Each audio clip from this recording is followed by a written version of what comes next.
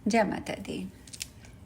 कल हम चर्चा कर रहे थे कि राजा शर्याती अपनी पुत्री से मिलने जब आश्रम पहुंचते हैं और वहाँ पर च्यवन मुनि की जगह पर किसी और व्यक्ति को बैठा देखकर वो क्रोधित हो उठ जाते हैं।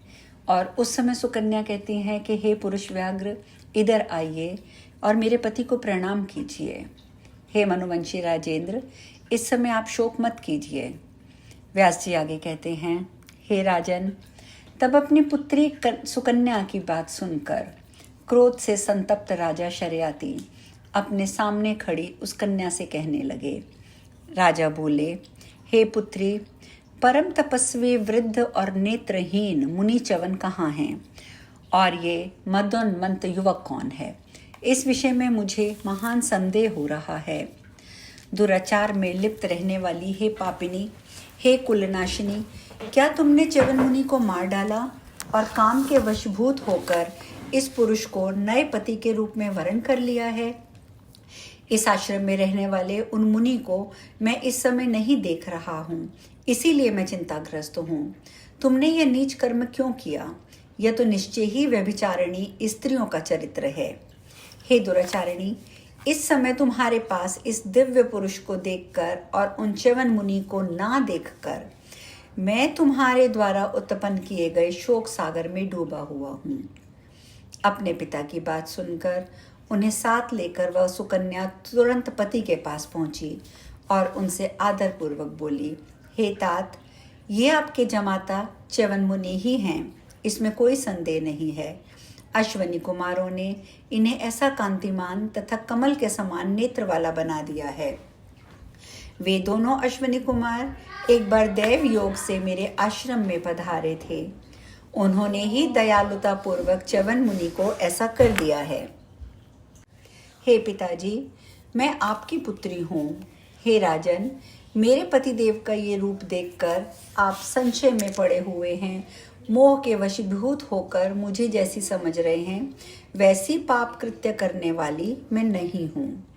हे राजन, भृगुवंश को सुशोभित करने वाले च्यवन मुनि को आप प्रणाम करें। हे पिताजी, आप इन्हीं से पूछ लीजिए, ये आपको सारी बात विस्तार पूर्वक बता देंगे। तब पुत्री की बात सुनकर राजा शर्याती ने तुरंत मुनि के पास पहुंचकर उन्हें प्रणाम किया और आदरपूर्वक पूछने लगे। राजा बोले, हे भार्गव, आप अपना सारा वृत्तांत समुचित रूप से मुझे शीघ्र बतलाइए। आपने फिर से किस प्रकार अपने दोनों नेत्र प्राप्त किए और आपका बुढ़ापा कैसे दूर हुआ? आपका परम सुंदर रूप देखकर मुझे ये महान संदेह हो रहा है। हे ब्राह्मण, आप विस्तार पूर्वक ये बतलाइए जिसे सुनकर मुझे सुख प्राप्त हो। च्यवन ऋषि बोले, हे नृपश्रेष्ठ, देवताओं की चिकित्सा करने वाले दोनों अश्वनी कुमार एक बार यहाँ आए थे और उन दोनों ने ही कृपा पूर्वक मेरा ये उपकार किया है। उस उपकार के बदले मैंने उन दोनों को वर दिया है कि मैं आप दोनों को राजा शर्याती के यज्ञ में सोमपान का अधिकारी बना दूंगा। हे महाराज, इस प्रकार अश्विनी कुमारों द्वारा मुझे ये युवा अवस्था और ये विमल नेत्र प्राप्त हुए हैं। आप निश्चिंत रहें और इस पवित्र आसन पर विराजमान हों। मुनि के ये कहने पर राजा शर्याती रानी सहित सुखपूर्वक आसन पर बैठ गए। इसके बाद वे महात्मा च्यवन जी से कल्याणमयी बातें करने लगे। तत्पश्चात भृगुवंशी च्यवन मुनि ने राजा को सांत्वना देते हुए कहा, हे राजन, मैं आपसे यज्ञ कराऊंगा, आप यज्ञ संबंधी सामग्रियां जुटाइए।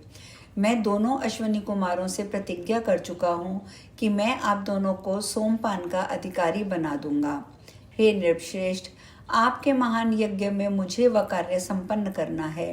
और हे राजेंद्र, आपके सोम यज्ञ में इंद्र के कोप करने पर मैं अपने तेज बल से उन्हें शांत कर दूंगा और उन दो देव वैद्यों को सोम रस पिलाऊंगा। हे राजन, इस बात से राजा शर्याती परम संतुष्ट हुए और उन्होंने च्यवन मुनि की बात को आदरपूर्वक स्वीकार कर लिया।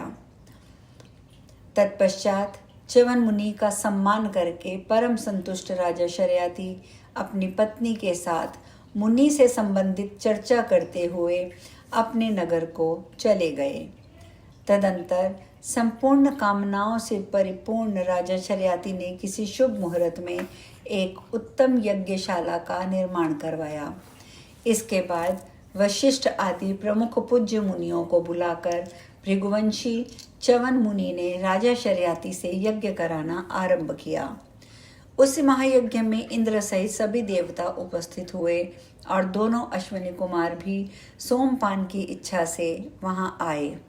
वहां दोनों अश्विनी कुमारों को भी उपस्थित देखकर इंद्र से शंकित हो उठे और वे सभी देवताओं से पूछने लगे, ये दोनों यहाँ क्यों आए हैं? ये चिकित्सक हैं, अतः ये सोमरस पीने के अधिकारी नहीं हैं।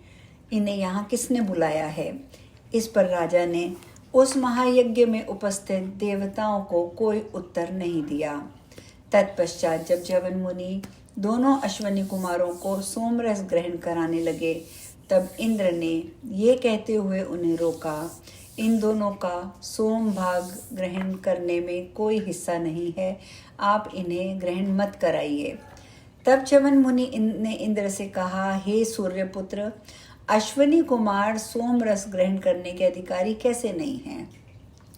हे शचीपति, आप इस बात को प्रमाणित कीजिए। ये वर्ण संकर नहीं हैं, अपितु सूर्य महाराज की धर्म पत्नी से उत्पन्न हुए हैं। तब हे देवेंद्र, ये दोनों श्रेष्ठ चिकित्सक किस दोष के कारण सोमपान के योग्य नहीं हैं? हे इंद्र, इस यज्ञ में उपस्थित सभी देवता ही इसका निर्णय कर दें। मैं तो इन्हें सोमरस अवश्य पिलाऊंगा, क्योंकि मैंने इन्हें सोमरस का अधिकारी बना दिया है। हे मघवन, मैंने ही इस यज्ञ के लिए राजा शर्याती को प्रेरित किया है। हे विभो, इनके लिए मैं ऐसा अवश्य करूंगा, मेरा ये सत्य कथन है।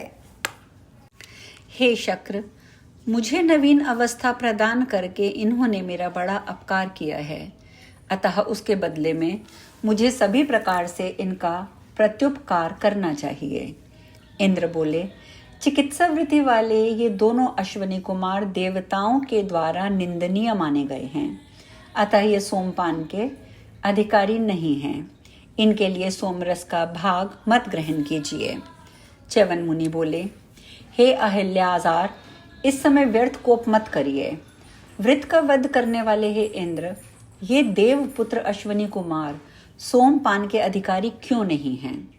व्यास जी बोले, हे राजन, इस प्रकार का विवाद छिड़ जाने पर वहां उपस्थित कोई भी देवता च्यवन मुनि से कुछ नहीं कह सका।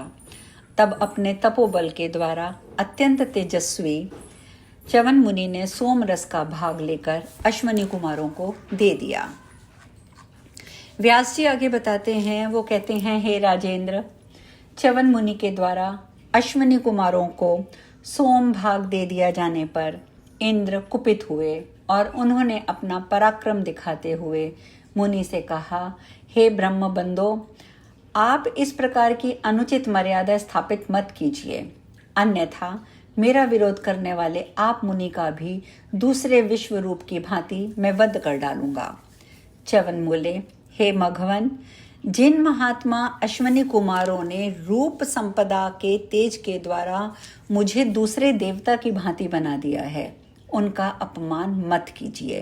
हे देवेंद्र, आपके अतिरिक्त अन्य देवता सोमभाग क्यों पाते हैं? परम तेज तपस्वी इन अश्विनी कुमारों को भी आप देवता ही समझें। इंद्र बोले, हे मंदात्मन, ये दोनों चिकित्सक किसी प्रकार भी यज्ञ में सोम भाग पाने के अधिकारी नहीं हैं। यदि आपने इन्हें सोमरस दिया तो मैं अभी आपका सिर काट डालूंगा।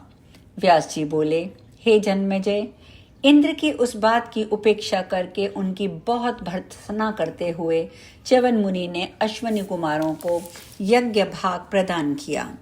जब उन दोनों ने पीने की इच्छा से सोम पात्र ग्रहण किया, तब शत्रु सेना का भेदन करने वाले इंद्र ने मुनि से ये वचन कहा, यदि आप इन्हें सोमरस देंगे तो मैं स्वयं आपके ऊपर वज्र से उसी प्रकार प्रहार करूंगा जैसे मैंने विश्व रूप को वज्र से मार डाला था। इंद्र के ऐसा कहने पर तपोबल से गर्वित च्यवन मुनि अत्यंत कुपित हो उठे और उन्होंने विधि पूर्वक अश्वनी कुमारों को सोमरस दे दिया। इस पर इंद्र ने भी क्रोध करके करोड़ों सूर्यों के समान प्रभाव वाला अपना आयुध वज्र सभी देवताओं के सामने च्यवन मुनि पर चला दिया। आज हम कथा पे यहीं विश्राम लेंगे। आगे क्या होता है ये चर्चा कल करेंगे। जय माता दी।